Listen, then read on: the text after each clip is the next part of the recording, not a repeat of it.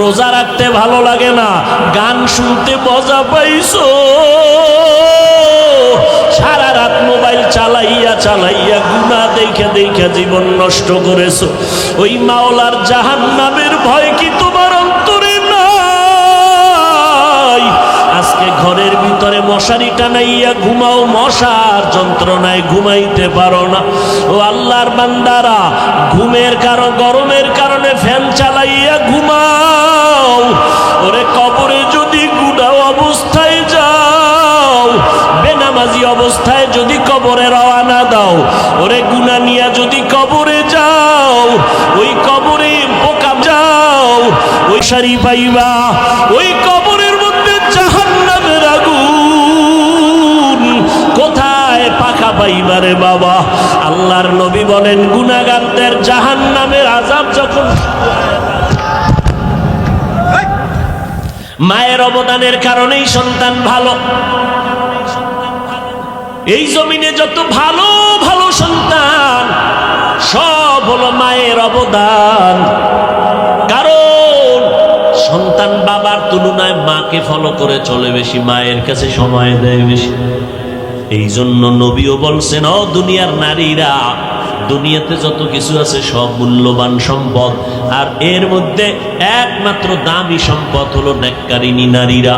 ও আম্মা জানেরা, আপনাদের মর্যাদার বয়ান যদি আমি সারা রাত করি শেষ করা যাবে না। ও যুবকেরা, ওই মা বাবার দোয়া ছাড়া আমি হাফিজুর রহমান এই চেয়ারে বসতে পারি নাই। আল্লাহর কসম, ওই মা বাবার দোয়া আর চোখের পানির কারণেই তুমি আজ কোটি টাকার মালিক হয়েছো। ওই মা বাবার ক্লান্ত পরিশ্রম আর কান্না দোয়ার কারণে যুবক তুমি পরীক্ষায় ভালো নাম্বার পেয়েছো। ওই মায়ের অবদান, আজকে তুমি গাড়ির মালিক, বাড়ির মালিক, সম্মানের মালিক, তোমার পেছনে মানুষ ঘুরে, তোমার ব্যক্তিগত কোনো বাহাদুরি নাই, সব মায়ের অবদান। কার অবদান?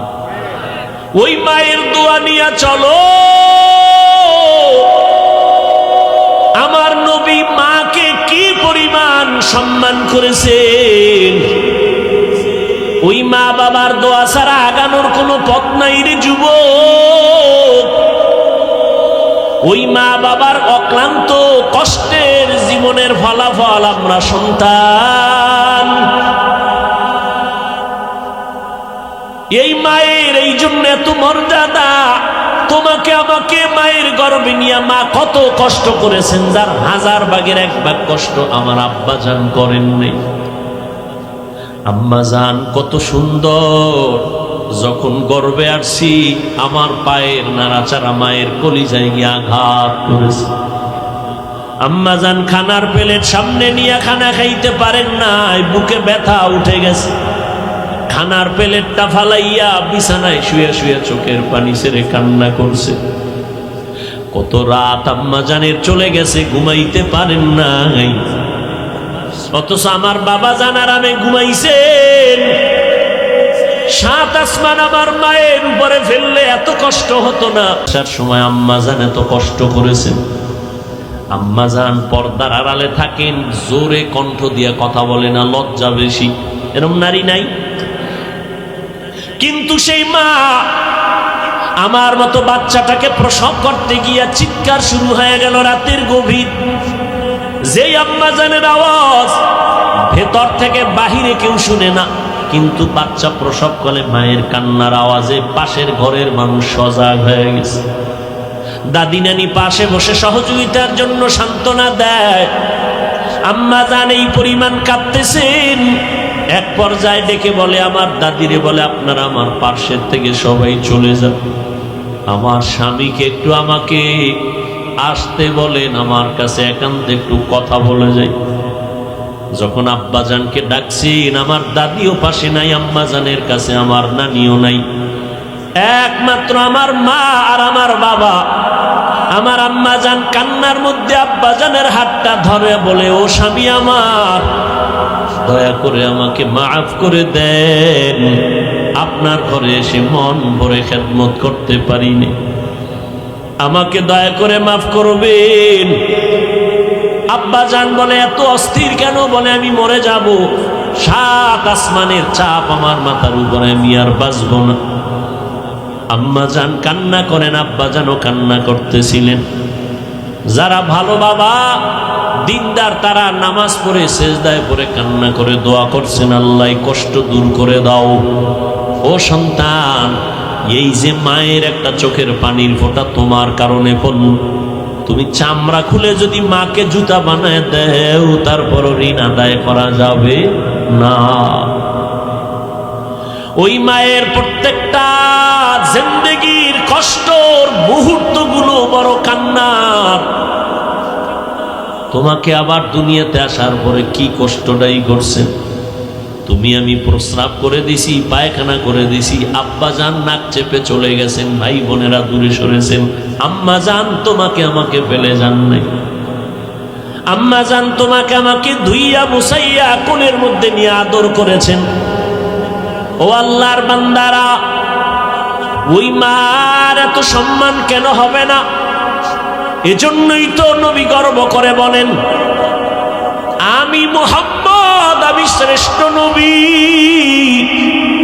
আমি মুহাম্মদের একটা ছেলে নাই, আমি চারটা কন্যার বাবা। ও দুনিয়ার বাবারা, তোমরা যদি একটা কন্যা পাও আল্লাহর শুকর আদায় করিও, তুমি একটা জান্নাতের মালিক হয়ে গেছো। ও সন্তানের বাবারা, দুইটা কন্যা যদি পাও মনে করিও দুইটা জান্নাতের মালিক। যাদের মেয়ে আছে তাদেরকে আমি জিজ্ঞাসা করি, ও মেয়ের বাবারা, আপনি যখন অসুস্থ হয়ে গেছেন, আপনার মেয়ে শ্বশুর বাড়ি বিয়া দিয়া দিছেন, আপনার বাড়িতে নাই, কিন্তু আপনি জানেননি আপনার ছেলে যতটা না কাঁদে, যতটা খবর না নেয়, মেয়েটা জীবন দিয়া পাগলের মতো হয়ে যায় বাবার চোখের পানি মুছানোর জন্য। ইয়া ইলাহি মুঝসে মুঝকো দূর কর, তাকে দেখো মুঝ মে তুঝকো এক নজর। ইয়া ইলাহি तू मेरा माबूद है, या इलाही तू मेरा माशूक है। আমি আপনাদের সামনে আজ স্মরণ করায় দিলাম সেই ফিলিস্তিনের মুসলমানের চোখের পানি আর রক্ত এক হয়ে গেছে। আমরা আশান্বিত এই জমিনের মধ্যে গোটা পৃথিবী জুড়ে কালেমার পতাকা উড্ডীন হবে, সেদিন বেশি দূরে নয়। একটা দুশ্মন ইসলামের কথা বলার শক্তি আর থাকবে না। তবে আমাদের ঈমানকে মজবুত করতে হবে। ঈমান মজবুতের প্রথম সিঁড়ি পাঁচ বেলার নামাজ। ঈমান মজবুতের প্রথম সিঁড়ি কি? পাঁচ ওয়াক্ত নামাজ। নামাজ যার সুন্দর, তার আমল আখলাক তার সুন্দর। আমি আজ আপনাদের সামনে আলোচনার জন্য আপনাদের মোটামুটি মুখস্থ করা, মোটামুটি জানেন সূরাতুর রহমানের কয়েক টুকরো আয়াত পড়েছে। এখানে যারা কোরআন শরীফ পড়তে জানেন না তারাও এই আয়াতগুলো জানেন। জানেন না? কি পড়েছিলাম? আর রহমান আল্লামাল কুরআন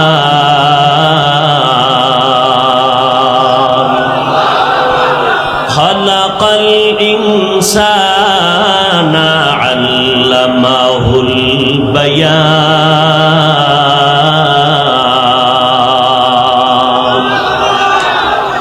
আল্লাহ তাআলা বলেন, রহমান হলাম আমি আল্লাহ। কেমন?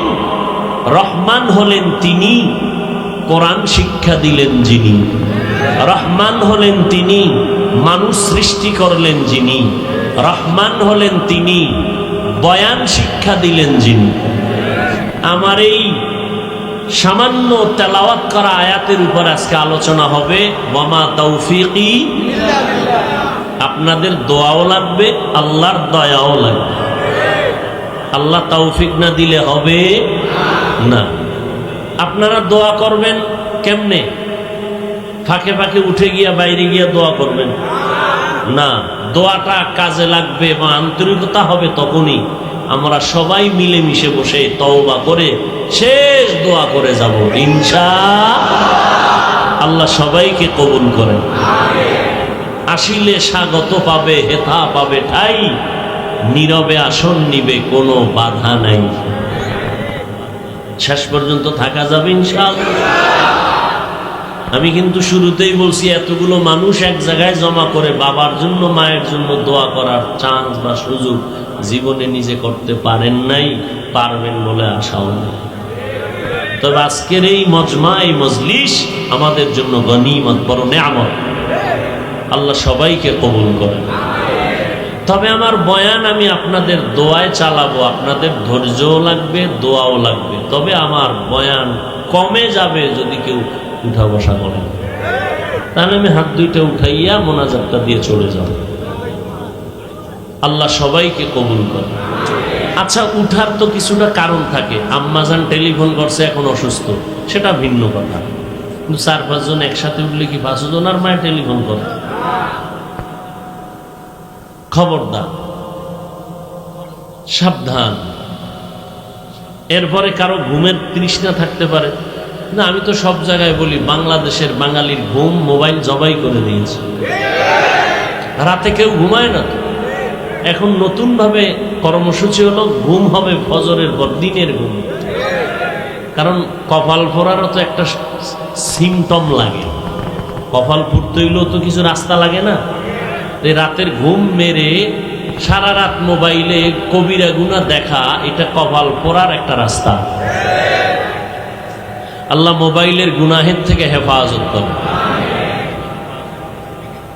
রাসূল বলেছেন, খায়রুকুম মান তাআল্লামাল কুরআনা ওয়া আল্লামা। পৃথিবীর মধ্যে তোমাদের থেকে সর্বশ্রেষ্ঠ ওই ব্যক্তি যে কোরআন শিখে অন্যকে শিখায়। এই মজলিস সেই এক মজলিস।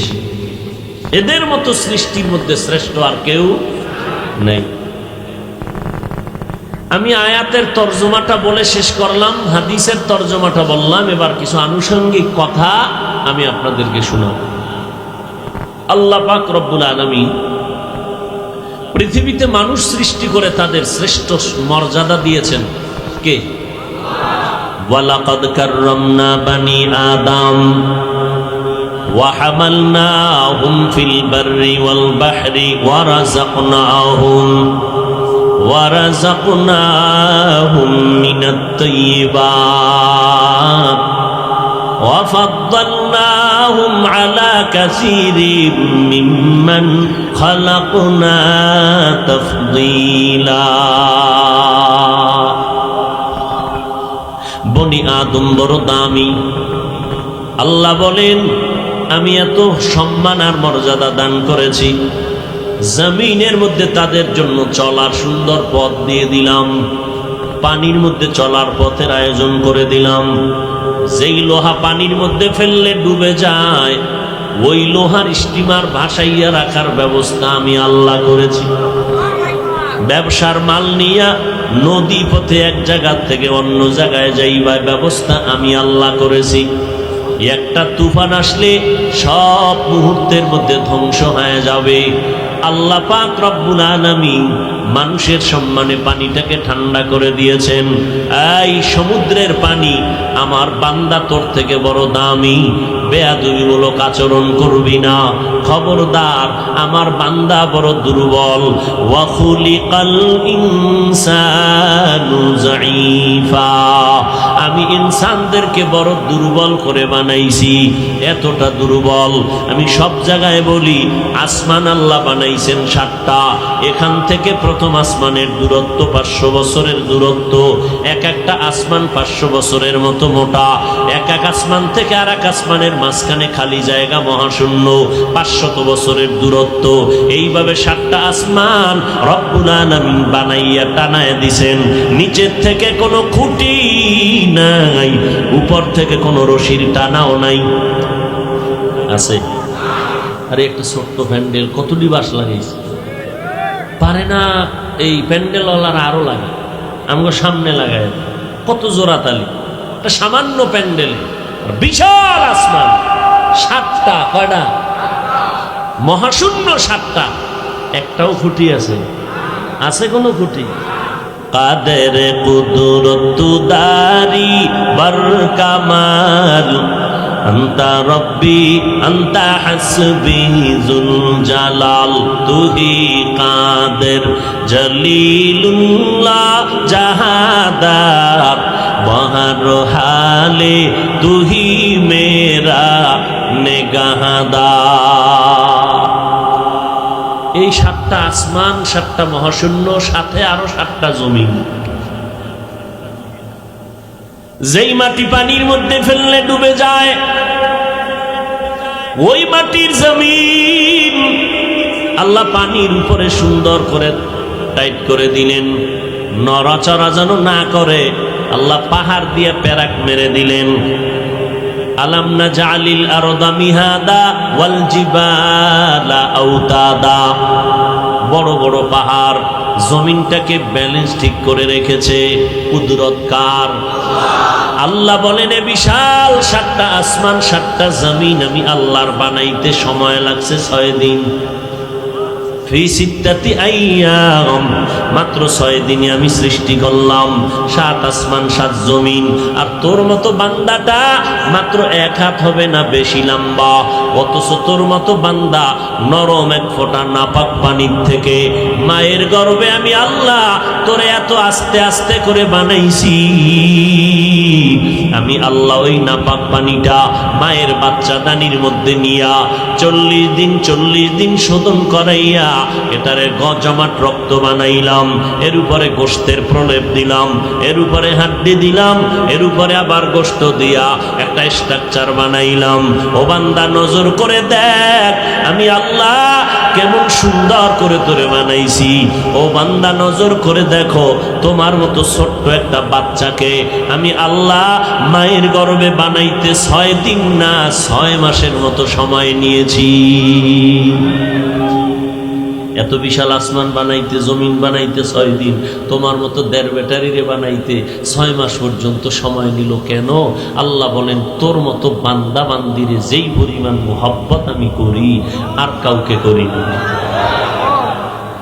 আমি আল্লাহ এত মোহাব্বত করে বানাইছি। মোহাব্বতের জিনিস ধীরে ধীরে হয়। আল্লাহ এমন সুন্দর করে বানাইছেন, যেখানে কান ফিট করা দরকার ওখানে কান দিছেন, যেখানে চক্ষু ফিট করা দরকার ওখানে চক্ষু দিয়েছেন। ও বান্দা নজর, দুনিয়াতে আসার আগে তুই কি খাবি? আমি রব্বুল আলামিন মায়ের গর্ভের মধ্যে তোরে প্যাকেট করে আটকায় দিছি যেন কোনো ক্ষতি না হয়, বাতাস ঢুকে তোর ক্ষতি না করে। যেই অক্সিজেন ছাড়া তুই বাঁচতে পারো না, মায়ের গর্ভে প্যাকেটের উপরে প্যাকেট লাগায় দিলাম যেন অক্সিজেন ঢুকতে না পারে। তোর পেটে ক্ষুধা লাগছে, আমি মায়ের নাভির সাথে তার লাগায় তোর ক্ষুধা নিবারণ করেছি। দুনিয়াতে যখন আসবি, আসার আগে তোর খানার দরকার। তোর আব্বা আম্মা কোনোদিন দোয়া করে নাই, আল্লাহ আমারে যেই বাচ্চাটা দেও, বাচ্চাটার জন্য রিজিকটা তুমি আগে দিও, কোনোদিন বলে নাই কোনো মা বাবা।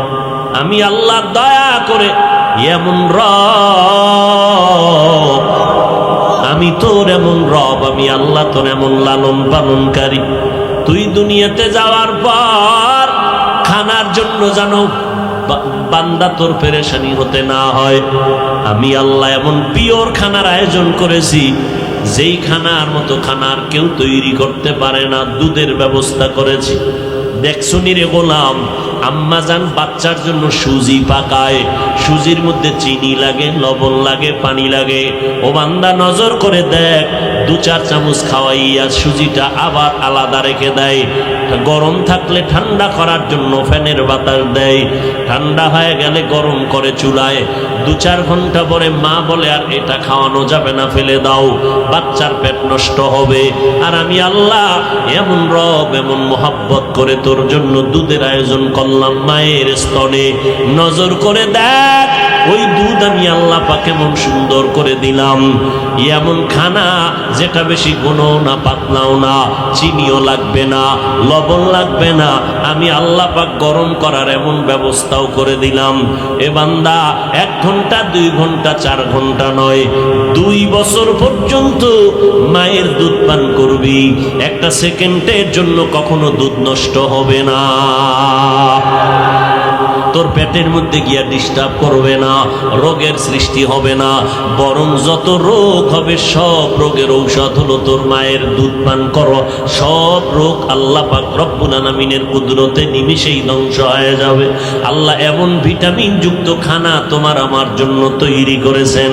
ও বান্দা নজর করে দেখ, আমার আল্লাহ মানুষের এত সম্মান দান করেছেন, জমিনের মধ্যে পানির মধ্যে চলার রাস্তার ব্যবস্থা করলেন।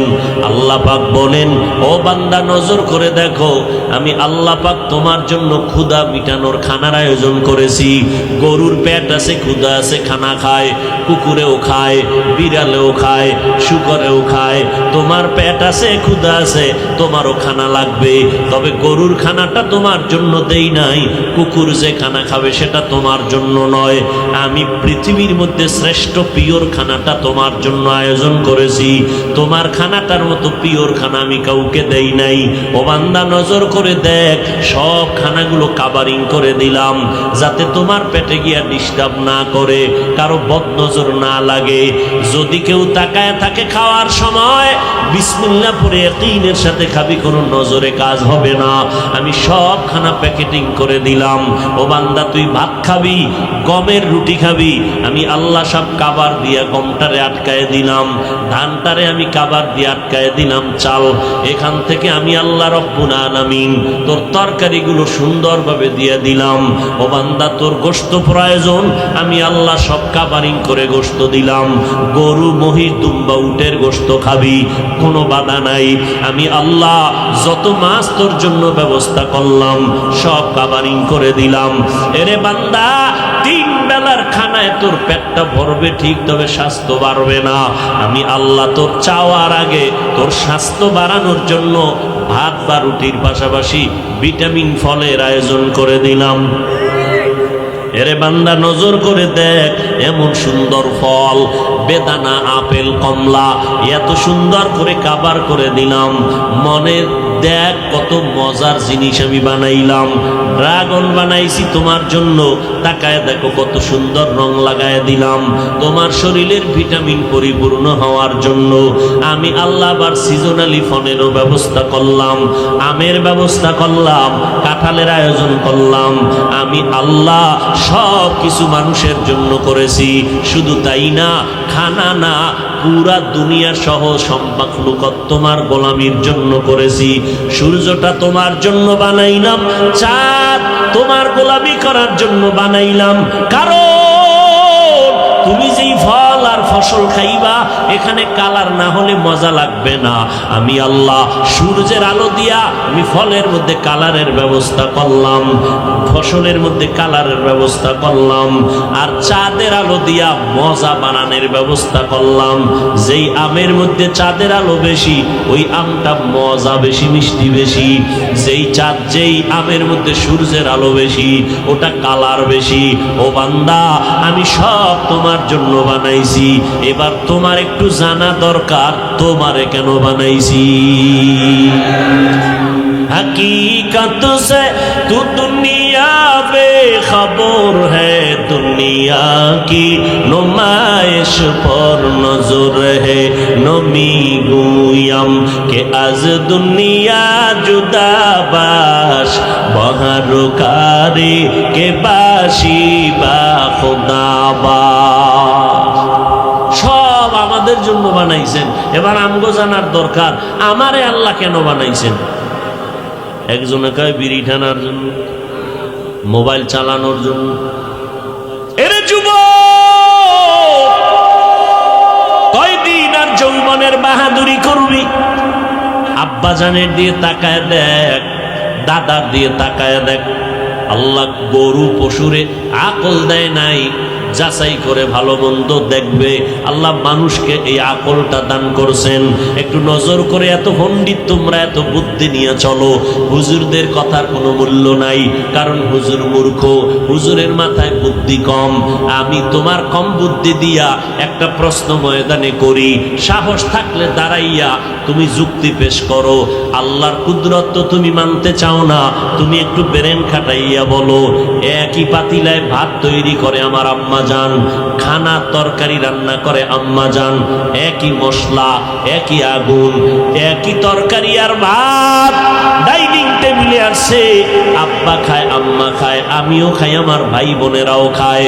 এবার শুনো নরসিংদী শিবপুরের মুসলমানেরা, ভালো করে জবাব দাও। একই তরকারি, একই খানা, আব্বা আম্মা খাইয়া হয় দিন দিন দুর্বল, আর আমরা একই খানা হই খাইয়া সন্তানেরা হই শক্তিশালী সবল। কারণ কি? ওই পণ্ডিতেরা বলো।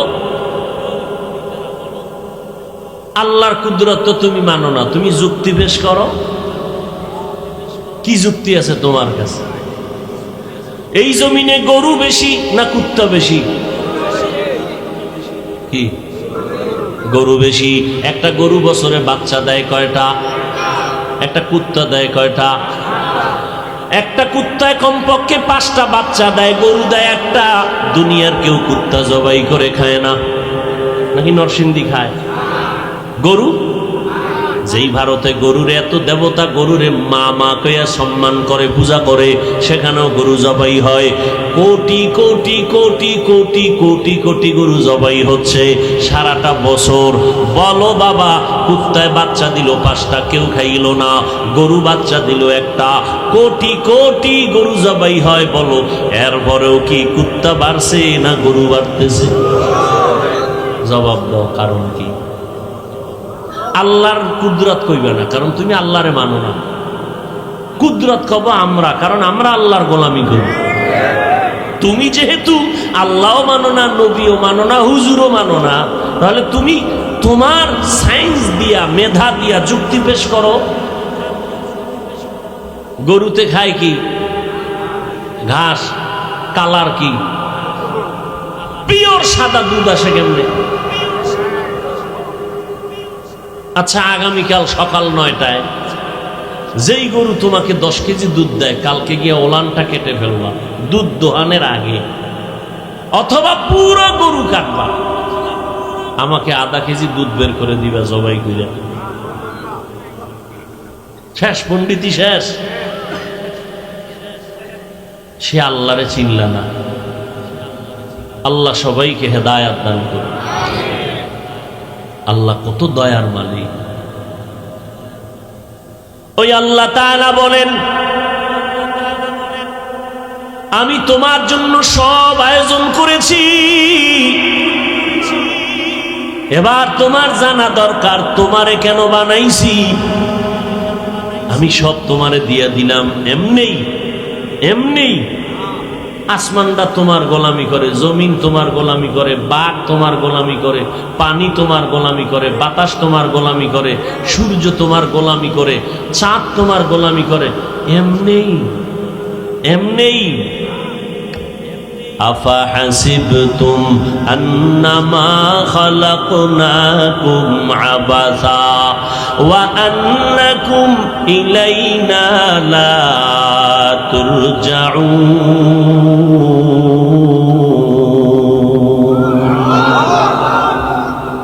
আল্লাহ তাআলা বলেন, মানুষ তুমি কি ধারণা করেছো অনর্থক তোমাকে বানিয়েছি?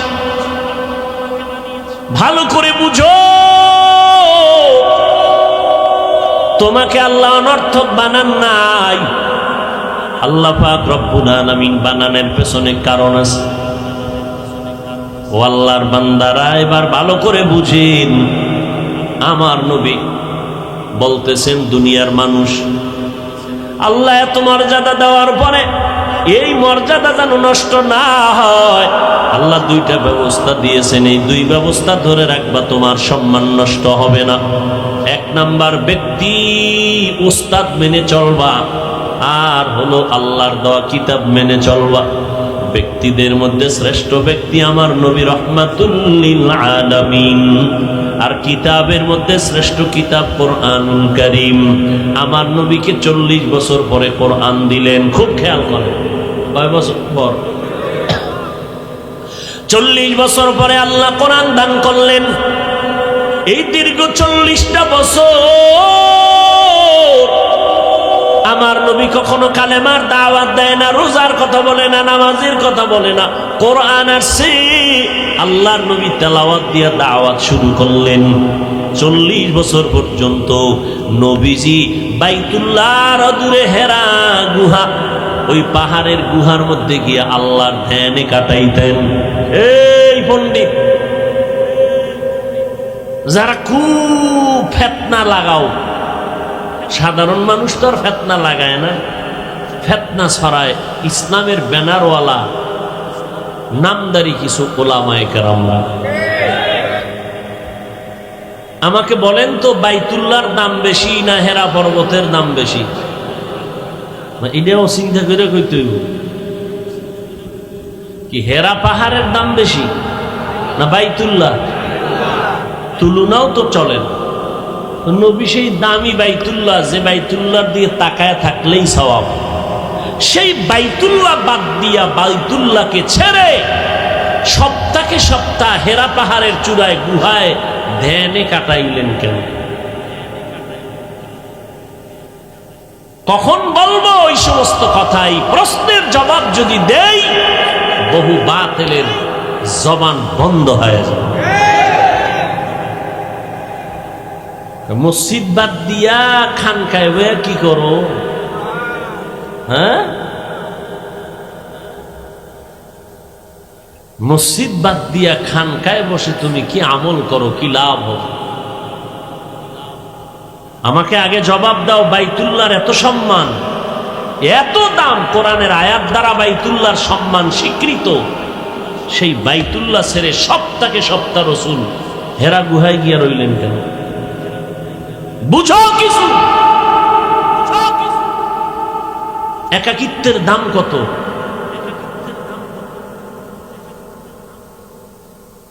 এই যারা পীর মুরিদির বিরোধিতা করে, এরাই ইশারা ইঙ্গিতে এই সমস্ত কথা বলে মানুষকে বিভ্রান্ত করে। আমি তো ওপেন বলি সারা দেশে, যারা বলে ওলিয়া উলিয়া মানি না, এটি কোরআন হাদিসে নাই, এরা ভণ্ড। খুব খেয়াল করেন, ভুল হলে দাঁড়ায় যাবেন, জাবিজ ভাই কথাটা আপনার সুন্নাহর বাইরে, আমি ভুল স্বীকার করি, কোনো প্রেশানি নেই। আল্লাহর নবী কোরআন আসলো, আল্লাহর পক্ষ থেকে দাওয়াত শুরু করলেন। 40-এর আগে না পরে? পরে নবী কোরআনের দাওয়াত দিচ্ছেন। নবীর দাওয়াতের 1 নাম্বার কর্মসূচি ইয়াতলু আলাইহিম আয়াতিহি, 2 নাম্বার কর্মসূচি ওয়া ইউযাক্কিহিম। খেয়াল করবেন ভালো করে, নবীর 1 নাম্বার কর্মসূচি কোরআনের তেলাওয়াত উম্মতের শিখাও। 2 নাম্বার কর্মসূচি উম্মতের অন্তর থেকে গুনাহ মুক্ত করাও। উম্মতের গুনাহ থেকে কলবটারে পবিত্র করো, অন্তরকে পরিশুদ্ধ করাও। দোনোটা কার হুকুম? আল্লাহর। কোরআন তেলাওয়াত শিখানো যেমন আল্লাহর ফরজ বিধান, ঠিক অন্তর গুনাহমুক্ত করা, অন্তর ধোলাই করা, পরিশুদ্ধ করা, এটাও আল্লাহর ফরজ হুকুম বিধান। ঠিক নেই? নবীজি তেলাওয়াত শিখাইতে কয় বছর লাগতো? বছর লাগতো?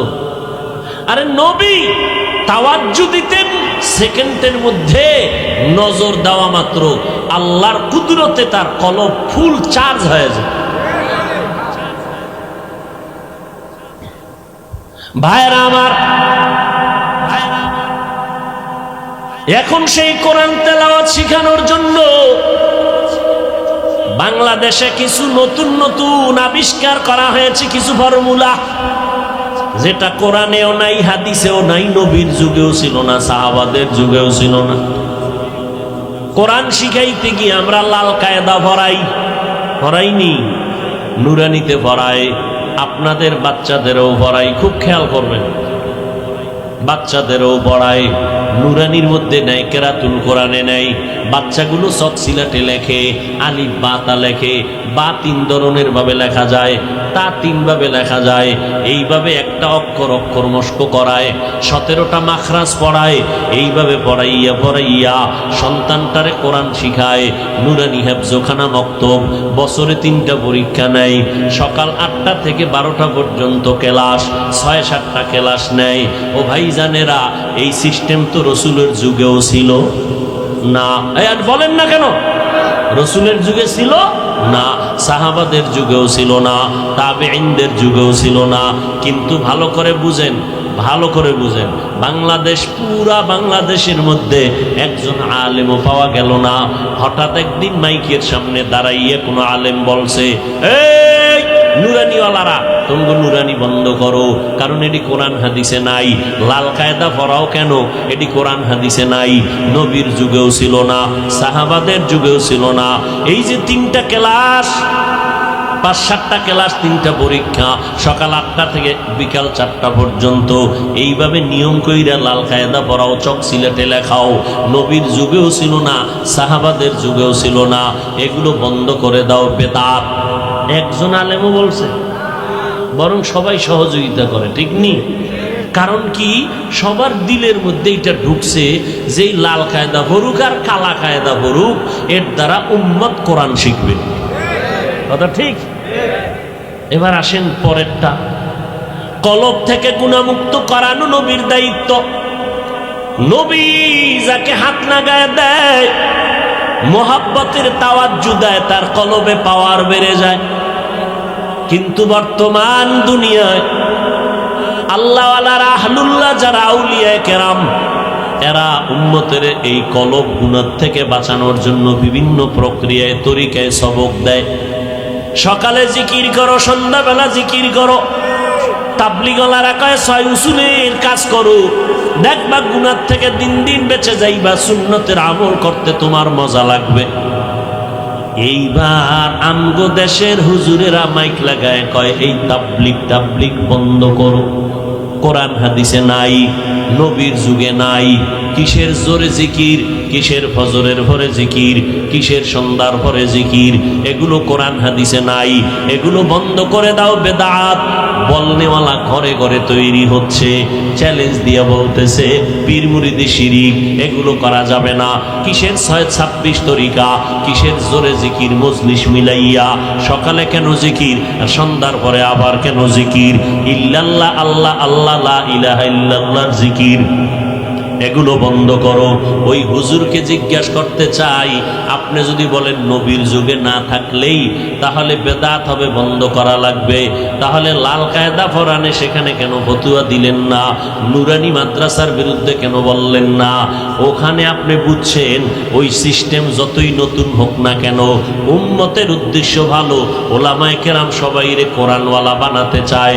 ঠিক আল্লাহর বান্দারা এই জমিনে তাবলীগের মাধ্যমে, আল্লাহওয়ালাদের সোহবতের মাধ্যমে, সকাল সন্ধ্যা জিকিরের মাধ্যমে, 6 উসুলের মাধ্যমে, আমার মতো হুজুর না, লাখ লাখ ইংরেজি পড়ুয়া জেনারেল লাইনের মানুষ, RAB, army, police, OC, DC, SP, এইভাবে হাজারো লাখ মানুষ আগে নামাজ পড়তো না, এখন নামাজ পড়ে, তাবলীগের ছোঁয়া পাইয়া পীরের কাছে যাইয়া পর্দা করে হালাল খায়। এরা আগের তুলনায় খারাপ হলো না ভালো হলো? এটা অন্তরে, এটার বিরোধিতা কেন? এটা অন্তরে ঢুকায় নাই। যে তরিকা যাই হোক না কেন, জিকির সকাল সন্ধ্যা হোক না কেন, মানুষের উদ্দেশ্য আল্লাহওয়ালাদের যে কলবের থেকে গুনাহমুক্ত হয়ে যাক, এইটা অন্তরে ঢুকাইল না। কারণটা কি? যারে দেখতে নারী তার চলন বাঁকা। ভাইরা আমার, এই ফিতনা, এই ফিরকা আজ গোটা দেশ জুড়ে গরম। আর আমি ওপেন বলে গেলাম, যারা বলে ওলি মানি না, আউলিয়া মানি না, তারা কোরআন শরীফ মানে না, বুখারী শরীফ মানে না, তারা বাতিল, তারা ভণ্ড। তাদের যারা ভণ্ড বলে না, তারাও ভণ্ড। এর যুবক, আমার নবীর যুগে বাতিল ভণ্ড ছিল নি? সত্য কথা বলেন, নবীজি বাতিলের বিরুদ্ধে কথা বলছেন নি? তাহলে কিয়ামত পর্যন্ত বাতিলের বিরুদ্ধে কথা বলা একদিকে নবীর আদর্শ মতে সুন্নত, অপরদিকে কোরআনের আইনে ফরজ। যদি কান হাফিজ ভাই গীবত যদি হয়, গীবত হলেও সওয়াব, বলেন গীবত হলেও। দলিল ওয়াইলুল লিকুল্লি হুমাযাতিল লুমাযা আল্লাযী জামাআ মালান ওয়া আদ্দাদা। এই সূরাটা তুমি মোবাইলে সার্চ দাও, বাংলায় তাফসীর গুলো ব্যাখ্যাগুলো পড়ে দেখো, ওই সূরার ব্যাখ্যায় লেখা আছে কোন কোন কারণে গীবত করা যাবে না, কোন কোন কারণে গীবত করাই লাগবে না, করলে গুনাহ হবে। এই সূরার ব্যাখ্যায় সুন্দর করে লেখা আছে।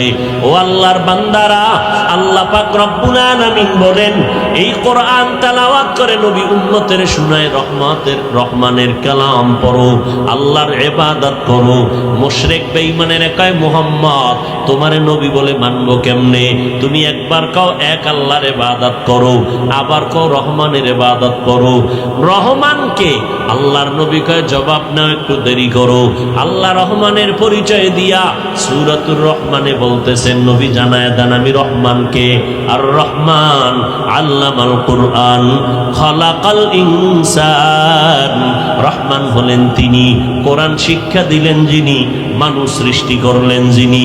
ও আল্লাহর বান্দারা, আমরা দেখি দুনিয়াতে সৃষ্টি আগে হয়েছি, তারপরে কোরআন শিখছি। আল্লাহ কয় না না, আমি আগে কোরআন শিখাইছি, তারপরে মানুষ সৃষ্টি করেছি। আল্লাহ উল্টা বললেন কেন? আল্লাহর কথাই তো সত্য, বুঝার ভুল হতে পারে আমাদের।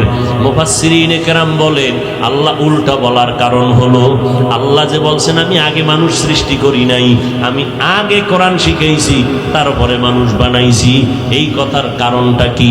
আল্লাহর আদালতে সব মানুষের দাম নাই।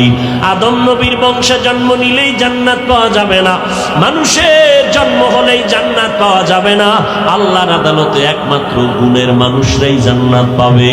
মানুষ আল্লাহর কাছে দামি বংশগত মানুষ না, জন্মগত মানুষ না, আল্লাহর কাছে দামি হলো গুণের মানুষ। কিসের মানুষ? গুণের মানুষের বড় দাম। এরে পর্দার আড়ালের আম্মা জানেরা, এরে আম্মা জান, আল্লাহ পাক আপনাদের এত মর্যাদা বানাইছেন, কিয়ামত পর্যন্ত পৃথিবীর কেউ আর বাড়ানোর কোন রাস্তা আল্লাহ রাখেন নাই। সর্বোচ্চ মাকামে নারীদের সম্মান আল্লাহ দিয়েছেন। এই জন্য নারীদের এত সম্মান কেন?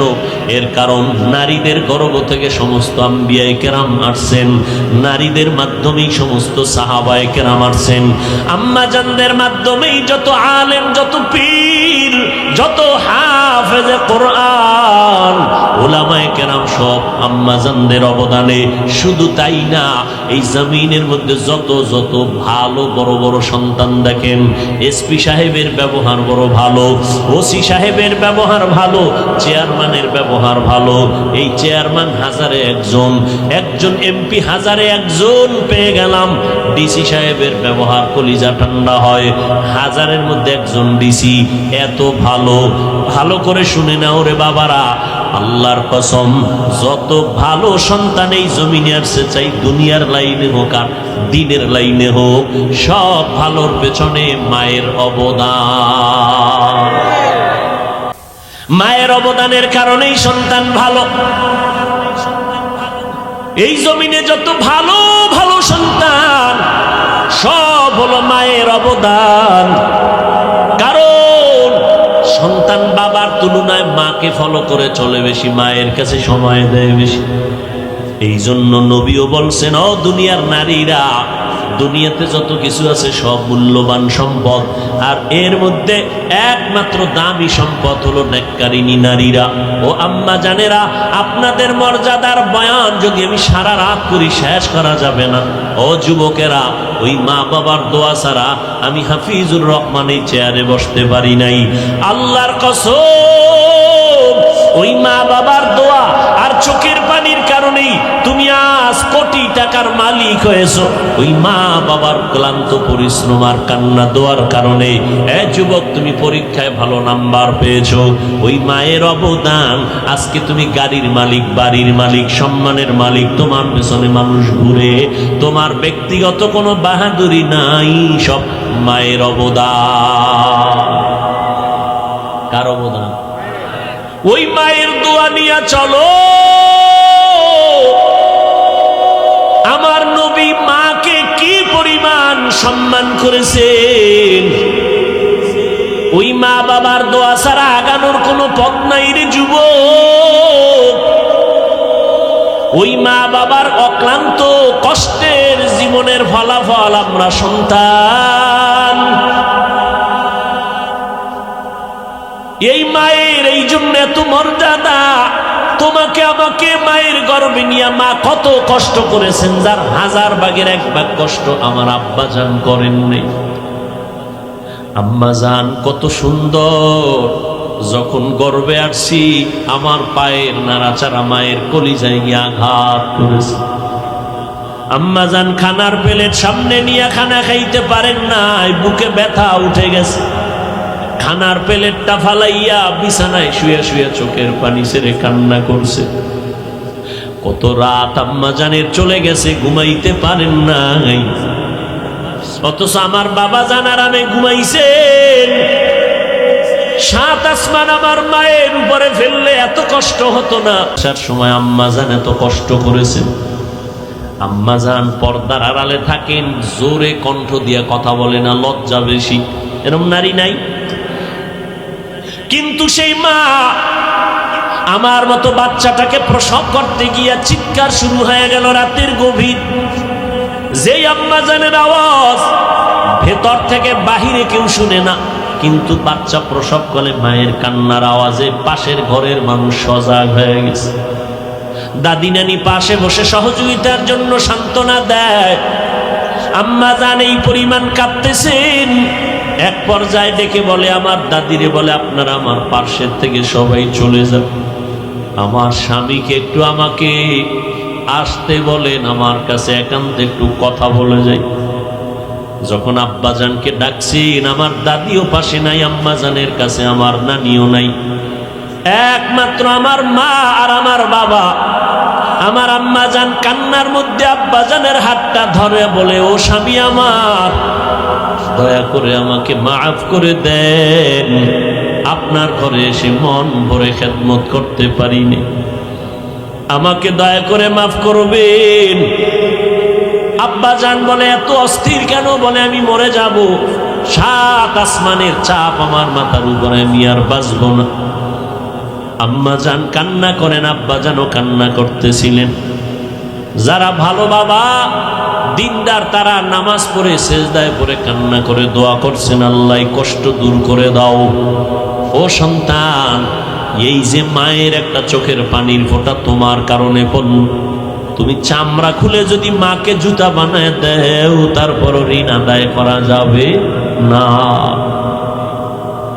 ওই মায়ের প্রত্যেকটা জিন্দেগির কষ্টর মুহূর্তগুলো বড় কান্নার।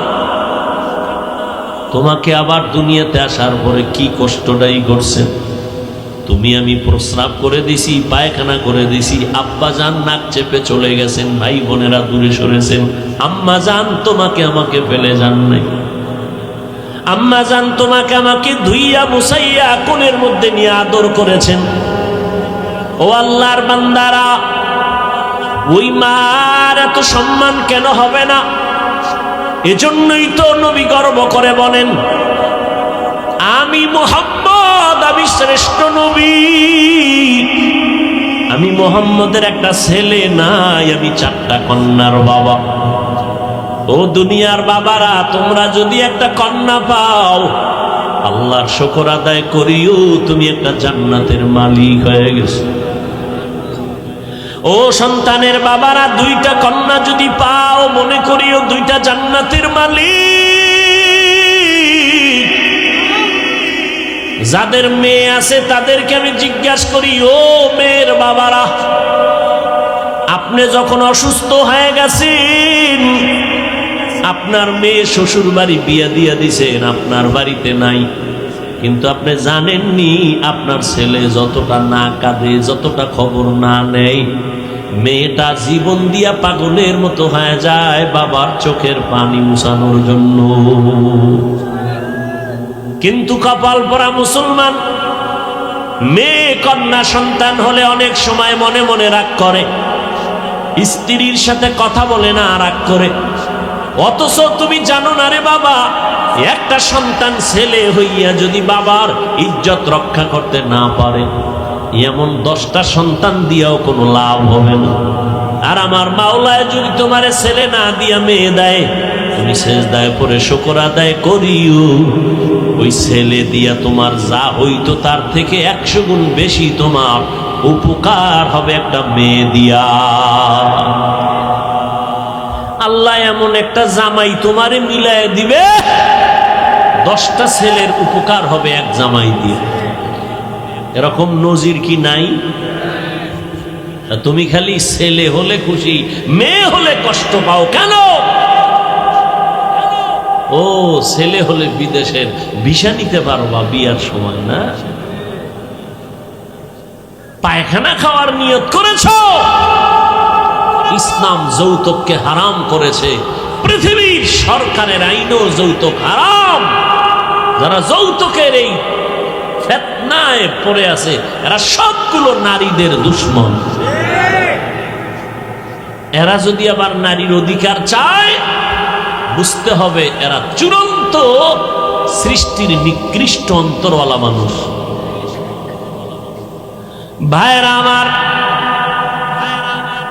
আল্লাহ তাআলা নারীদের এত মর্যাদা দান করেছেন, কিয়ামত পর্যন্ত আর কোনো রাস্তা নাই যে কেউ নতুন করে বাড়াবে। যদি কেউ চালাকি করে বলে আমরা নারীদের সম্মান আলাদা করে বাড়াতে চাই, খোদার কসম নারীদের আর সম্মান বাড়বে না। চালাকি করলে হবে নারীদের অপমান। আল্লাহ যা বাড়ানোর বাড়াই দিছেন, কিয়ামতের দিন নারীদের সম্মান সেদিনও থাকবে। রাসূল বলেন, সূর্যের গরমে মানুষ ছটফট করবে হাসরের ময়দানে, নবীরা পর্যন্ত নাফসি নাফসি বলে কাঁদবেন। সেই সময় জান্নাতের দরজা কতটা? কথা বলেন। 8টা দরজা খোলা হবে। দারোয়ান ফেরেশতারা 4 জন মহিলাকে বারবার ডাকবে। কয়জন? 4 জন। জান্নাতের 8টা দরজা থেকে ডাকা হবে, আসো জান্নাতের মেহমান খানায় আসো, কোনো হিসাব লাগবে না। 4 জন আম্মা জানকে ডাকবেন। এর মধ্যে মারিয়াম আলাইহিস সালাম, ঈসা নবীর আম্মা জান। এরপরে খাদিজা রাদিয়াল্লাহু আনহা, ফাতেমা রাদিয়াল্লাহু আনহা, আর ফেরাউনের স্ত্রী নাম কি? আসিয়াকে ডাকবে। জান্নাতের 8টা দরজা দিয়ে আসো, জান্নাতের দরজাগুলো খোলা হয়। আল্লাহ হাসরের কঠিন সময় কোটি কোটি কোটি মানুষের সামনে আল্লাহ যদি জিজ্ঞাসা করেন, আজ আমি আল্লাহ কুদরতের হাতে পুরস্কার দিব ওই ব্যক্তিকে যেই ব্যক্তি আমার নবী, মুহাব্বতের নবী, রাহমাতুল লিল আলামিনের হাতে প্রথম কালেমা পড়েছে, কে? তাকে আমি আজ সবার সামনে পুরস্কার দিব। একজন পুরুষও দাঁড়াবার ক্ষমতা হবে না।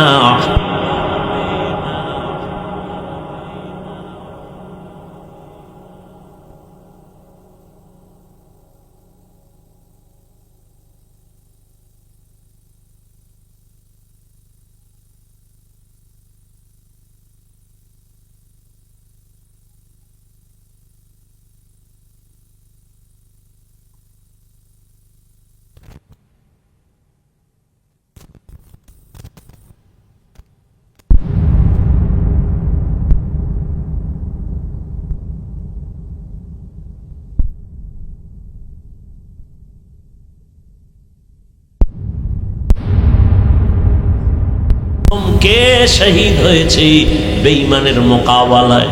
দুনিয়ার কোনো পুরুষ দাঁড়াতে পারবে না। একজন নারী দাঁড়ায় বলবেন, আল্লাহ নবীজির দিন আদর্শ বাস্তবায়নের ক্ষেত্রে আমি সুমাইয়া নামের নারীটা শাহাদাতের পেয়ালা পান করেছি। ও আল্লাহর বান্দারা, দিনের জন্য হিজরত একটা বড় ইসলামের বড় একটা নিদর্শন হিজরত। আল্লাহ যদি হাসরের ময়দানে বলে আমার দিন জিন্দার জন্য কে জালেমদের জুলুম থেকে এলাকা ছাইরা জন্মভূমি ছেড়ে হিজরত করেছো, প্রথমকে দাঁড়াও, পুরস্কার দিব। কোন পুরুষ দাঁড়াতে পারবে না, একজন নারী দাঁড়াইয়া বলবেন ও আল্লাহ, আমি দিন জিন্দা রাখার জন্য আমার বাচ্চা নিয়া, আমার স্বামীরে নিয়া আমি হিজরতের পথে রওনা হয়েছি। বিশ্ব নবীর কলিজার টুকরা রুকাইয়া রাদিয়াল্লাহু তাআলা আনহা প্রথম হাবশায় হিজরত করেছেন। ওসমান রাদিয়াল্লাহু তাআলা আনহুর স্ত্রী নবীজির কন্যা রুকাইয়া রাদিয়াল্লাহু তাআলা।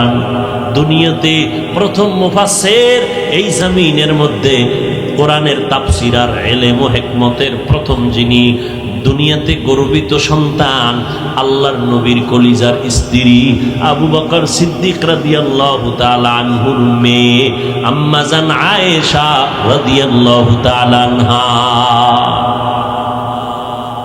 এরে আম্মা জানেরা, সারা রাত যদি আপনাদের মর্যাদার বয়ান করি শেষ করা যাবে না। ওই খাদিজার মতোই তো আপনার একজন নারী, ফাতেমা রাদিয়াল্লাহু তাআলা আনহার মতো নারী, আয়েশা রাদিয়াল্লাহু তাআলা আনহার মতো নারী, ফাতেমা রাদিয়াল্লাহু তাআলা আনহার মতো আপনারাই তো নারী। এরে আম্মা জান, আপনাকে বলি না আপনি দরজায় তালা লাগাইয়া আর জীবনে জানালা দিয়েও তাকাবেন না, এটা ইসলাম বলে নেই। এরে আম্মা জান, স্বামীর মাল হেফাজত করবেন, অগোচরে স্বামীর মাল কোথাও নষ্ট করবেন না, স্বামীর অনুমতি ছাড়া খরচ করবেন না। সন্তানটারে আদর্শওয়ালা বানাবেন, ডাক্তার বানাবেন তবে আদর্শওয়ালা ডাক্তার বানাইয়েন। সন্তানকে ইঞ্জিনিয়ার বানাবেন তবে আদর্শওয়ালা বানাইয়েন। আপনার সন্তানের ব্যবহারে যেন কোনো আলেমরা কষ্ট না পায়, আপনার সন্তানের আচরণে যেন এলাকার মুরব্বীরা কষ্ট না পায়, আপনার সন্তানের আচরণে যেন কোনো বন্ধু বান্ধবরা কষ্ট না পায়। ও নবীর উম্মতের দল, আল্লাহ পাক রব্বুল আলামিন এই জন্যই তো আল্লাহ রব্বুল আলামিন বলেন আমি আগে কোরআন শিখাইয়া তারপরে মানুষ বানাইছি, আগে মানুষ বানাইয়া কোরআন শিখাইছি বলেন নাই। কারণ আমার কাছে বংশগত মানুষের দাম নাই, জন্মগত মানুষের দাম নাই, আমার কাছে গুণগত মানুষের দাম। গুণের মানুষ যদি হতে পারেন আম্মা জান, গুণের মানুষ যদি হতে পারেন, জিন্দেগি দুনিয়াও সফল, আখিরাতও সফল। গুণটা কি? রাহমাতুল লিল আলামিনের আদর্শের গুণে চলবেন। আম্মা জান, কত মর্যাদা আপনাদের। আপনার সন্তানগুলো যদি দিনদার হয়, আদর্শওয়ালা ডাক্তার হয়, একটা সন্তানের দ্বারাই সম্ভব দুনিয়ার সব অন্ধকার দূর করা সম্ভব। এসপি সাহেব ছুটি নিয়ে বাড়িতে চলে গেলেন এক সপ্তাহের জন্য। খানার টেবিলে বসছেন, খানা খাইয়া বিকাল বেলা চলে যাবেন, কালকে অফিস ধরবেন। আম্মা জান খানার টেবিলে বলে বাবা আমি কোন দিন মরে যাই, বুড়া হয়ে গেছি, আমার একটা বিদায় বেলা আবদার রাখবা নারী, রাখবা নাকি বলো। এসপি সাহেব খানার টেবিলে বলে আম্মা জান আপনি আমাকে আদেশ দেন, আমার জীবন দিয়া হলো আমি রক্ষা করব। আমি হাফিজুর রহমান সহ হাজারো আলেম তারে বয়ান করিয়া যে উপকার না হইল। আম্মা জানের 1 মিনিটের কথা এসপি সাহেব পুরা বুজুর্গের মতো অন্ধভক্ত হয়ে গেল। আম্মা জান কয় সন্তান, আল্লাহ তোমাকে সম্মানের চেয়ার দান করেছেন, তুমি যতদিন সম্মানের চেয়ারে থাকবা, আমি মায়ের অনুরোধ জীবনে তুমি গরিবের উপরে জুলুম করবা না, মিথ্যা কথা বলবা না, আর হালাল ছাড়া হারাম টাকা কখনো হাত দিয়া ধরবা না। আমি মা দোয়া করে গেলাম, আল্লাহ তোমার সম্মান আরো বাড়াবে, ইজ্জত বাড়াবে। খানার টেবিলে এসপি সাহেব মায়ের সাথে কথা দিয়া কয় আম্মা জান মরিয়া গেলে যাব, আপনার কথা আমি রক্ষা করবই করব। এবার মায়ের থেকে বিদায় নিয়া এসপি সাহেব যখন নরসিংদীর চেয়ারে বসলো, বসার পরে টাকার বস্তা ডান বাম থেকে আসতেছে, আসা মাত্রই মায়ের কথা স্মরণ হয়ে গেছে। ধমক দিয়া বলে তাড়াতাড়ি এখান থেকে টাকার বস্তা সরাও, না খাইয়া থাকলেও জীবনে হারাম খাবো না। আম্মা জানের কথা মনে পড়ে গেছে। একজন গরিবায় কয় স্যার আমি গরিব, আমার টাকা নাই, আমারে একটা মানুষ বড় জ্বালাতন করে। এসপি সাহেব বলে আমার পকেটের টাকাও যদি লাগে তোমার উপকারের জন্য আমি দাঁড়ায় গেছি। মায়ের ওয়াজটা তখন কাজে লাগিয়ে গেছে। এই একটা কথা জবানে মিথ্যা বলে না, এই রকম এসপি নাই। অভাব নাই। এই জন্য আম্মা জানদারে বলবো, এরে আম্মা জান, সন্তানকে ডাক্তার বানাবেন, ইঞ্জিনিয়ার বানাবেন, তবে আদর্শওয়ালা বানাইয়েন আম্মা জান। আপনার সন্তানের দ্বারা যেন দুনিয়ার মানুষ উপকার পায়, আর উপকার পাইলে সবাই দোয়া করবে। দোয়ার অংশ আপনি মা কবরে কিয়ামত পর্যন্ত পেতে থাকবেন। ও আল্লাহর বান্দা বান্দিরা, আল্লাহ বলেন আমার কাছে গুণের মানুষের বড় দাম, গুণের মানুষ ছাড়া আমি কাউকে জান্নাত দিব না। এবার গুণের মানুষ কেমনে হওয়া যায়? মাইকওয়ালা মাইক বানাইছে আওয়াজ দেওয়ার জন্য। যেই জিনিসটা যেই কাজে ব্যবহার করার জন্য বানায়, ওই কাজটাই হলো ওই জিনিসের গুণ। ঘড়িওয়ালা বানানোর সময় ঘড়ি বানাইছে টাইম দেওয়ার জন্য, টাইম দেওয়া ঘড়িটার গুণ। বাতিওয়ালা বানানোর সময় বাতিটা বানাইছে আলো দেওয়ার জন্য, আলো দেওয়া বাতির গুণ। মাইকের গুণ আওয়াজ দেওয়া, বাতির গুণ আলো দেওয়া। ও আল্লাহর বান্দা, আল্লাহ মানুষ কেন বানাইছেন? আল্লাহ বলেন, মা খালাকুতুল জিন্না ওয়াল ইনসা ইল্লা লিয়াবুদুন।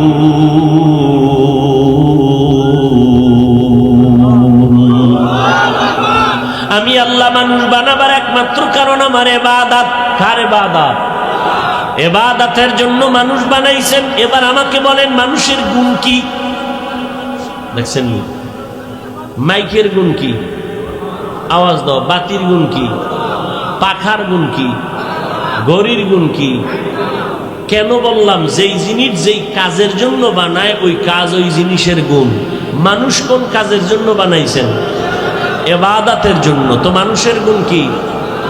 ইবাদত করা। কিন্তু ইবাদত করবেন কেমনে জানতে হবে না? সিস্টেম শিখতে হবে না? জানার জন্য, শিখার জন্য লাগবে কোরআন। কি লাগবে? কোরআনের মাধ্যমে ইবাদতের নিয়ম শিখবে। কয় কোরআন পড়তে জানি না, হাদিস ধরো। হাদিসও পারো না, উলামায়ে কেরামের কাছে যাও, কোরআন হাদিস আলেমদের মাধ্যমে শিখিয়া এরপরে ইবাদতে দাঁড়াও। ইবাদত করো, নামাজ পড়ো, ব্যবসা করো, চাকরি করো, সব ইবাদত। নবীর জন্যই যদি হয়, নবীর তরিকা আল্লাহর সন্তুষ্টির জন্য করবা। ব্যবসা করো ইবাদত, চাকরি করবা ইবাদত। আর এই ইবাদত করলেই তুমি গুণের মানুষ। গুণের মানুষ হইলে তুমি বিনা হিসাবে জান্নাত।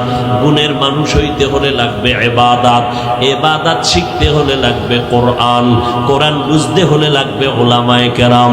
আল্লাহ এই দিকে ইঙ্গিত করে বলেন, আমি আগে মানুষ বানাই নাই, আগে কোরআন শিখাইছি, তারপরে মানুষ বানাইছি। অর্থাৎ যারা কোরআনের মাধ্যমে ইবাদত শিখে ইবাদত করবে, তারা গুণের মানুষ। আর এই গুণের মানুষের জন্য আমি আল্লাহ জান্নাত বানায় রাখছি। ও আল্লাহর বান্দারা, যারা গুণের মানুষ হবে, এরা টাকার মায়া না, খাওয়ার মায়া না, সব এই ময়দানে বসে আছে কেন? এরা সব গুণের মানুষ। আল্লাহর কাছে কান্নাকাটি করবে, আর খানার মধ্যেও সুন্নত অনুযায়ী খাবে। যারা গুণের মানুষ না, এরা বাম হাতে খাবে, বাম হাতে পান করবে, চিন্তাও নাই। হাঁটবে, গরুর মতো চাটবে, চিন্তা নাই। গুণের মানুষটা বাম হাতে কিছু পান করবে না, ডান হাতে পান করবে। এক গ্লাস পানি নিয়া 3 নিঃশ্বাসে পানিটা পান করবে। গুণের মানুষ যারা, এরা ঘুমাইতে গেল ভালো বিছনা তালাশ করবে। এরা কোথাও স্ট্যান্ড গেলে নিরাপদ জায়গা খুঁজবে। যারা গুণের মানুষ না, এরা রাস্তার যেখানে সেখানে দাঁড়াইয়া প্রস্রাব করবে। মানুষের কষ্ট হলে কি না হলো চিন্তা করবে না। আর যারা গুণের মানুষ, এরা মানুষের চলাচলের পথকে আটকাইয়া দিবে না, কষ্ট পাবে মতো কোনো কাজ করবে না। গুণের মানুষগুলো ঘুমানোর সময় ডান কাতে ঘুমাবে, খানার মধ্যে বিসমিল্লাহ পড়ে খাবে, সুন্দরভাবে আল্লাহর মোহাব্বত নিয়ে খাবে, একটা খানা ফালাবে না। আর যারা গুণের মানুষ না, পশু যেমন কিছু খাইয়া ফালায়া দেয়, এই রকম যারা কিছু মানুষ খায় আর ফালায়া দেয়, খায় আর ফালায়া দেয়, এরা এমন কেন করে? পশুর চরিত্র। কারণ এদের মধ্যে মানুষের গুণ এখনো অর্জন হয় নাই। আল্লাহ কয়, আর রহমান আল্লামাল কুরআন খালাকাল ইনসান। আমি এমন রহমান, কোরআন শিখাইছি, মানুষ বানাইছি। অর্থাৎ গুণের মানুষ যারা হবে, আমি আল্লাহ তাদেরকে জান্নাত দিয়া দিব। ও আল্লাহর বান্দারা, গুণের মানুষ তৈরি করার একমাত্র ফ্যাক্টরি হলো কোরআনের মাদ্রাসা। কোরআনের মাদ্রাসা। বলবে, হুজুর আমরা কি তাহলে স্কুল কলেজ বাদ দিয়া মাদ্রাসায় যাব? না রে বাবা, না। তুমি স্কুলে পড়ো, তোমার তো ওখানে কেউ 24 ঘন্টা বেঁধে রাখে নাই। আলেমদের সাথে সম্পর্ক রাখো।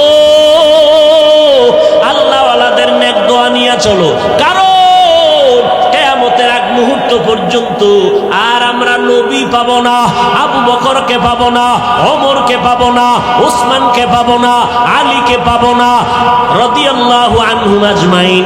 আমাদের মাযহাবের ইমাম আবু হানিফা রাহমাতুল্লাহ আলাইহিকে পাবো না। আমরা সব এতিমের মতো হয়ে গেছি। কিয়ামত পর্যন্ত ওই আবু বকরের বরকতটা কাদের থেকে নিব? ওমরের দিকে তাকাইয়া যে বরকত, ওই বরকত আমরা কেমনে পাবো?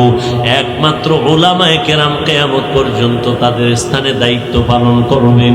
এজন্য উলামায়ে কেরামের দোয়া নাও, দেখা হলে সালাম দাও, দেখা হলে দোয়া নাও, আলেমদের পরামর্শ নিয়ে ঈমান আমল দুরুস্ত করো। আর ওদিকে মা বাবার দোয়া নিয়ে চলতে থাকো। মা যদি মাথায় হাত দিয়া দোয়া করে দেয়, সাথে সাথে আরশে আজিমে কবুল হয়ে যাবে। ও যুবকেরা, ওই মা বাবার দোয়া ছাড়া সামনের পথ অন্ধকার হয়ে যাবে। ও আল্লাহর বান্দারা, আজকে অনেকে মনে মনে ভাবতেছে নবীর তরিকে মতো চলতে গেলে স্বাধীনতা থাকবে না। ও বাবা, আজকে তুমি কি মনে মনে ভাবতেছো হুজুরদের কথা মিথ্যা, কোরআন মিথ্যা? না রে বাবা, না। আল্লাহর কোরআন সত্য, একটা মিথ্যা কথাও নাই। আজকে তোমার পায়ে ধইরা ধইরা বয়ান করার পরেও তাবলীগওয়ালাদের বয়ান, জুমার দিন খতিব সাহেবদের বয়ান, আমাদের বক্তাদের বয়ান, এত বয়ানের পরেও তুমি টুপি পরতে চাও না, তুমি দাড়ি রাখতে চাও না, নামাজ পড়তে চাও না, মা বাবার খেদমত করতে চাও না। কেন? তুমি আবার আমারে যুক্তি দিয়া দাঁড় করায় রাখো, হুজুর আপনি বুঝেননি কি? টুপি মাথায় দিলে মাথা গরম লাগে, দাড়ি রাখলে যৌবনের ভাব থাকে না, এত বড় লম্বা জামা পরলে শরীরটা গরম লাগে। ও বাবা, তুমি কি এই বুদ্ধিটা আমাকে দাও? আমার কি বুঝ নাই? আমার কি মাথা খারাপ? এই টুপির কারণে তো মাথা গরম আমারটাও লাগে, এই জামার কারণে শরীর গরম তো আমারটাও লাগে। আসতেছে শীতের রাত, ফজরের সময় ঠান্ডা পানি দিয়ে ওযু বানাইয়া নামাজ পড়তে কত কষ্ট। আজকে আমারে কিন্তু কেউ বাধ্য করে নাই। আমার আব্বারও ক্ষমতা ছিল না, আমি যদি দাড়ি কাইটা প্যান্ট শার্ট পইরা রাস্তায় মাস্তানি করতাম, আমাকে কেউ বাধা দিয়ে ফিরাইতে পারতো না। আমি কিন্তু এরপরও টুপি মাথায় দিলাম, দাড়ি রাখলাম, পর্দা করি, হালাল খাই, আমাকে কেউ বাধ্য করে নাই, কেউ বলে নাই, এবং কেউ লোভও দেখায় নাই যে টুপির কারণে সরকার আমারে পুরস্কার দিবেনি। কথা বল না কেন? বরং এই টুপির কারণে কত গালি, দাড়ির কারণে কত গালি। কওমি মাদ্রাসায় পড়ছি, কত বাজে কথা কয়। এই মাদ্রাসায় পড়ে কোনো লাভ নাই, তাবলিগে গিয়ে কোনো লাভ নাই। কত তিরস্কার শোনার পর এরপরও বাবা টুপিটা ফালাই না, এরপরও দাড়িটা কখনো ফালাই না, লম্বা জামা কখনো ফালাই না। ও বাবা, এক ওয়াক্ত নামাজও বাদ দেই না। কারণটা কি জানো?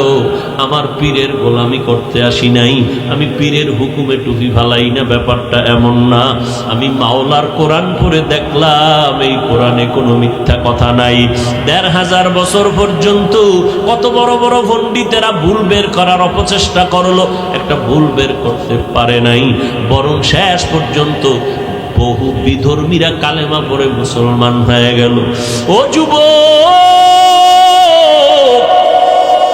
আল্লাহর কোরআন পড়িয়া অন্তরটা এত মজবুত করেছি, যদি তুমি বলতে পারতা যে তোমার পায়ে হাত দিলে তুমি আর দাড়ি কাটবা না, নামাজ ছাড়বা না, আমি তোমার পায়ে হাত দিতাম নিচে নাইমা, আমি এতটুকু পর্যন্ত তৈয়ার হয়ে আর চলি। ও বাবা, তোমারে কিন্তু আমি বলি না কওমি মাদ্রাসায় না পড়লে গুনাহ হবে, তাবলিগে না গেলে জাহান্নামে যাইবা, পীরের কাছে না গেলে তুমি জাহান্নামী হয়ে যাবা, এমন কিন্তু বলি নাই। পাঁচ করলে টুপি মাথায় না দিলে তোমার গুনাহ হবে, একবারও বলি নাই। আমি কিন্তু তোমাকেই তোমার রাস্তায় রেখেই কথা বলছি। স্কুলে পড়ো, কলেজে পড়ো, বাধা নাই। 5 বেলার নামাজ পড়ো, মা বাবার দোয়া নাও, আলেমদের পরামর্শ নাও। ও যুবক, একটু বিবেক দিয়ে আমাকে জবাব দাও। তোমার মতো যুবক জীবনে মাদ্রাসায় পড়ে নাই, স্কুল কলেজে পড়িয়া 5 বেলার নামাজ ঠিক মতো আদায় করে, একটু সত্য কথার সাক্ষী দাও, আছে না নাই? তুমি তোমার বিবেকটাকে জিজ্ঞাসা করো, তুমি কেন পারো না? তোমার মতো যুবক র্যাব, আর্মি, পুলিশ, বিডিআরের চাকরি করে চেয়ারম্যান, মেম্বার, এমপি, মন্ত্রী, 5 ওয়াক্ত নামাজি, অভাব নাই, তুমি কেন পারো না? রাস্তায় গাড়ি চালায় কত ড্রাইভার নামাজ ছাড়ে না, তুমি কেন পারো না রে বাবা? জমিনের মধ্যে কৃষিকাজ করে গামছা বিছাইয়া নামাজ পড়ে, তুমি কেন পারো না? ও যুবক, নদীর মধ্যে মাছ ধরে, নৌকায় বসে নামাজ পড়ে, তারপর এক বেলার নামাজ বাদ দেয় না। ও বৃদ্ধ বাবাজিরা, আপনাদের মতো কত বুড়া মানুষ লাঠি দিয়া টোকাইয়া টোকাইয়া মসজিদে গিয়া 5 বেলার নামাজ পড়ে, আপনি বুড়া কেন পারেন না? ও পর্দার আড়ালের মা, আপনার মতো কত মা 5 বেলার নামাজ পড়ে, তাহাজ্জুদ পড়ে এবং স্বামীর মাল হেফাজত করে সন্তানগুলোকে আদর্শওয়ালা বানানোর মেহনত করে। মা, এরকম মা এই এলাকায় আছে না নাই? ভিন্ন মাদেরকে বলবো আপনারা কেন পারবেন না রে মা? কয়দিন আর দুনিয়ায় বাঁচবেন? এরে আম্মা জান, মহামারী করোনায় কত মানুষ চলে গেল, আবার এই ডেঙ্গুতে কত প্রাণ চলে যাইতেছে রে বাবা। ও যুবতী পর্দার আড়ালের বোনেরা, আপনার মতো কত বোন স্কুল কলেজে পড়ে, নামাজ 5 ওয়াক্ত পড়ে, মোবাইলে অযথা সময় নষ্ট করে না, গুনাহের কাজ করে না। এরকম বোনের অভাব নাই। ভিন্ন যারা আছেন আপনারা কেন পারেন না? আসলে আল্লাহর ভয় অন্তরের মধ্যে নাই। আমি বান্দা যদি আজ আপনার মতো চলতে পারতাম, কেউ আমারে বাধা দিত না। কিন্তু তারপরও কেন দিনের লাইনে আপনাদের বুঝাইতেছি বিনয়ের সাথে নরম হইয়া, কারণ আল্লাহর কোরআন পড়ে দেখলাম, আল্লাহ কোরআন এতটাই সত্য, ওই কোরআনে জান্নাতের বয়ান আছে, জাহান্নামের বয়ান আছে। কে জান্নাতে যাবে, কে জাহান্নামে যাবে? অনেকে কথায় কথায় বলে জান্নাতে কে যাবে, কে বলতে পারে? আরে আল্লাহ তো কোরআনে বলে দিছেন জান্নাতে কারা যাবে, জাহান্নামে কারা যাবে। ইন্নাল আবরারা লাফি নাঈম ওয়া ইন্নাল ফুজ্জারা লাফি জাহিম। নেক আমলওয়ালারা জান্নাতের পথিক হয়ে যাবে, যারা গুনাহ করবে এরা জাহান্নামের পথিক হয়ে যাবে।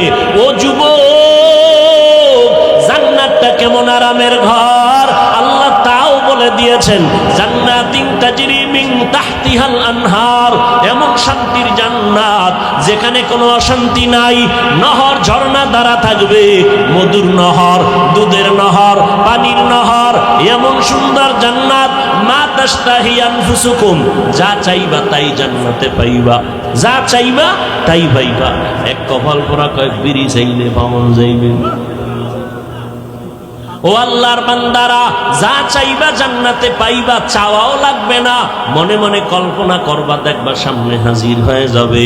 ও আল্লাহর বান্দা, এমন শান্তির জান্নাত। যুবক জীবনে বুড়া হবে না, যুবতী কখনো বৃদ্ধা হবে না, কোনো পুরুষের দাড়ি উঠবে না, মুছ উঠবে না, বাথরুমের প্রেসার কখনো হবে না, জান্নাতে বাথরুমের চিন্তাও হবে না। ওই জান্নাত এমন আরামের ঘর, এমন সুন্দর জান্নাত আল্লাহ নেক আমলওয়ালাদের দান করবেন। নবী বলেন, যখন আজরাইল জানটা কবজ করতে আসবে জান্নাতি নেক আমলওয়ালার, আল্লাহ কয় ফেরেশতা, জানটা কবজ করার আগে করে যেই জান্নাতটা দেওয়া হবে একটা নজর জান্নাতের ছবিটা দেখায়া দাও, বান্দা দেখে নেক ইন্তেকালের পরে কেমন জান্নাত ওর জন্য রেডি। আল্লাহ কোরআনে বলেছেন, আবার জাহান্নামে যাবে গুনাহগারেরা, ওই জাহান্নামটা কেমন ভয়ঙ্কর আল্লাহ তাও বয়ান করেছেন। ওয়াইলুল লিকুল্লি হুমাযাতিল লুমাযাহ আল্লাযী জামাআ মালান ওয়া আদ্দাদা ইয়াহসাবু আন্না মালাহু আখলাদা কাল্লা লায়ুনবাযান্না ফিল হুতামাহ ওয়া মা আদরাকা মাল হুতামাহ নারুল্লাহিল মুকাদা। জাহান্নামের আগুনটা কেমন আগুন, দুনিয়ার আগুন থেকে হাজার হাজার হাজার গুণ তাপমাত্রা হবে জাহান্নামের আগুনের। দুনিয়ার আগুন হাতে লাগলে হাত জ্বলবে, পাও জ্বলবে না। জাহান্নামের আগুনে তো ভয়ঙ্কর তেজাল আগুন হবে। জাহান্নামের আগুনটা জাহান্নামী গুনাহগারের শরীরের যে কোনো জায়গায় লাগা মাত্র কলিজা পর্যন্ত ভুনা হয়ে যাবে। 1 সেকেন্ডের আযাব সহ্য করা যাবে না রে বাবা। ওই জাহান্নাম কেমন ভয়ঙ্কর। ও গুনাহগারের দল, আজকে আলেম ওলামাদের কোরআনের বয়ান শুনিয়াও যাদের নামাজ পড়তে ভালো লাগে না, রোজা রাখতে ভালো লাগে না, গান শুনতে মজা পাইছো, সারা রাত মোবাইল চালাইয়া চালাইয়া গুনাহ দেখে দেখে জীবন নষ্ট করেছো, ওই মাওলার জাহান্নামের ভয় কি তোমার অন্তরে নাই? আজকে ঘরের ভিতরে মশারি টানাইয়া ঘুমাও, মশা মশার যন্ত্রণায় ঘুমাইতে পারো না। ও আল্লাহর বান্দারা, ঘুমের কারণ গরমের কারণে ফ্যান চালাইয়া ঘুমাও। ওরে কবরে যদি গুনাহ অবস্থায় যাও, বেনামাজি অবস্থায় যদি কবরে রওনা দাও, ওরে গুনাহ নিয়া যদি কবরে যাও, ওই কবরে পোকামাকড় আসবে কই মশারি পাইবা? ওই কবরের মধ্যে জাহান্নামের আগুন, কোথায় পাখা পাইবারে বাবা? আল্লাহর নবী বলেন, গুনাহগারদের জাহান্নামের আযাব যখন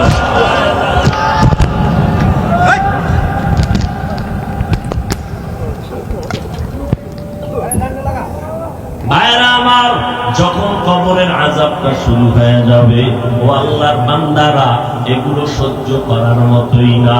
যারা 24টা ঘন্টা জাহান্নামের ধ্যান করে ধারণা নিয়ে চলে, এরা জাহান্নামকে ভয় যখন অন্তরে ঢুকিয়ে যায়, তখন আর নিজেরে কন্ট্রোল করতে পারে না রে বাবা।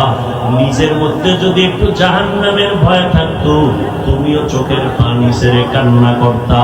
এমন এক মজলিসে বসছো, আল্লাহ পাক দয়ার মালিক তওবার দরজা খুলে রাখছেন।